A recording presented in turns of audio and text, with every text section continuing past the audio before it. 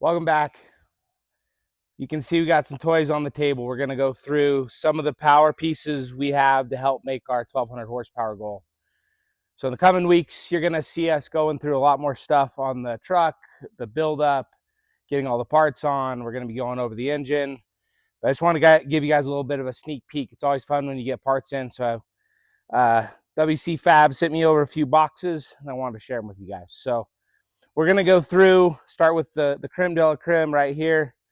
You can see we're doing an orange metallic powder coat. This is called Illusion Copper. It's very sentimental to my wife and I. This color means a lot to us, and we'll go over that in another video. But this is the video we chose to do all the accent pieces on the truck. So we have a BorgWarner SXE 488/96 with a 132 housing. This is a big boy. It's a 1500 horsepower turbo. We did have the housing powder coated, looks gorgeous, and the exhaust housing is Cerakoted. Moving on, see all of the downpipes, exhaust will all be Cerakoted. Looks good. We are using a full blanket. Believe it or not, guys, these do help spool up. There's some actual data out there. Power Driven has a great video on their channel of how these actually help keep the heat out of your engine bay and keeps it into your turbo, which helps spool up. We will be wrapping everything on the downpipe, trying to keep as much heat in the pipe as we can. This is absolutely not necessary, but it looks super cool, so I got it anyways. This is a coolant tank, coolant reservoir. WCFab makes an awesome one. And then all of our accents will be this anodized black as well. Another blanket for the baby turbo. So this will be our manifold turbo. That's our atmosphere turbo. So we're using a compound turbo setup. This has been custom welded to be V-banded. The welds on here are amazing. You can see the weld here and the weld here to go V-band.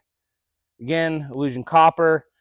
This is a very special turbo. So this is, these are both billet wheel turbos, but this is SXE with race housing.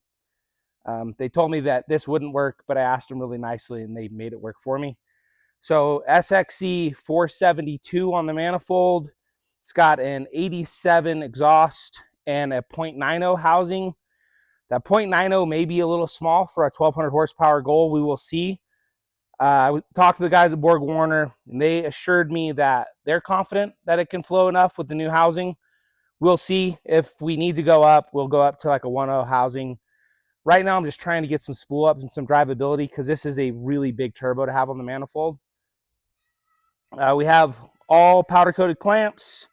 So like I said, black will be our accent. You can see WCFab does an amazing job.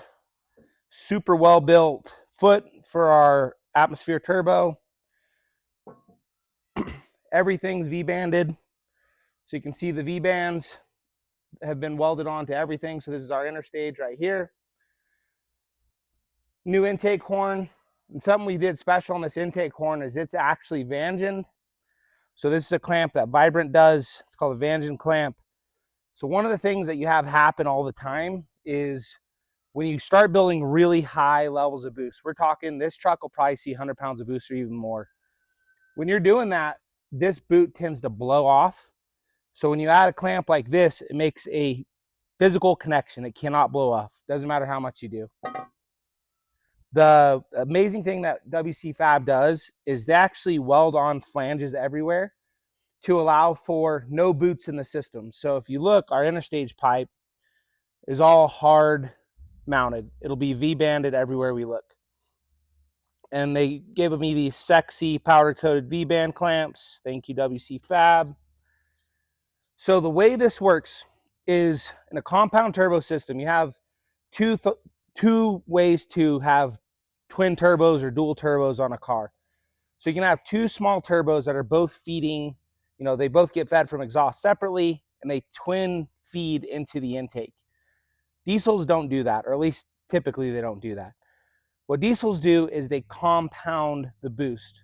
So what'll happen is this guy will get the exhaust gas first. It'll start to spool. It'll light off early. That gives you almost instantaneous torque. Then this guy will start taking over, build boost like crazy. And that boost is being fed into the intake of this turbo through this interstage pipe. So what's going to happen is, low throttle or low RPM, this will start building boost first. The big guy will start taking over to really build the horsepower. So what happens in diesel trucks, and all of you guys that have diesel trucks have experienced this, is they fall on their face really fast. That's because you run out of turbo and you run out of RPM really, really quickly. So with this setup, you get the torque that you want out of your diesel, but you also get the horsepower capability out of the big turbo. So this big turbo by itself is capable of probably close to 1,500 horsepower. That guy will feed this guy. So let's say he feeds 30 pounds of boost into this turbo, which is also doing 30 pounds of boost. We'll see 60 at the intake or more. So it's a compounding effect. So instead of both of these guys pushing in 30 PSI and building more air into the intake, it actually compounds that boost. Diesels really like air. You really can't over air them. You can't make them go too lean. So that's why we do this compound turbo setup. And all these parts are designed to hold that super high level of boost. As much fun as it is to be absolutely filthy, elbow deep in grease when you're tearing down a truck, in my world, the fun part happens when you get to start seeing all your parts coming together, and the vision, the creative, artistic outlet of building a vehicle starts to come into play, and you're not filthy every day. So we got some work to do left on side piece. You can see there's a couple of pieces missing. So those are pieces that we're working on. So this is kind of stage one of the parts unveiling. We're actually going to go over a full parts list and build out list for the engine, full parts list for just maintenance and wear items that we're going to be replacing. We'll be doing a little show off of our transmission that we got hiding over there behind my beautiful camera person, and tons of other cool stuff coming. We got some body mods going for the truck. There's going to be tons to come. I can't wait to share it with everybody.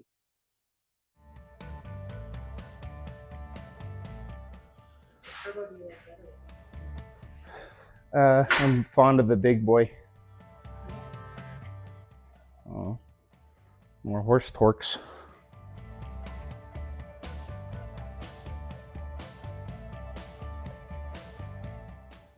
This one's wheel is so small in comparison. It's funny. You're not gonna be able to see it in the camera, but can you see on the back sides how it's scalloped? It's called a clipped wheel. Oh, so here's what's cool. Look at this. So you see that? It's a milled wheel. Look how many wheels there are. So this is like 30% more capable than a normal Charger of the same size. It's got such a pretty wheel.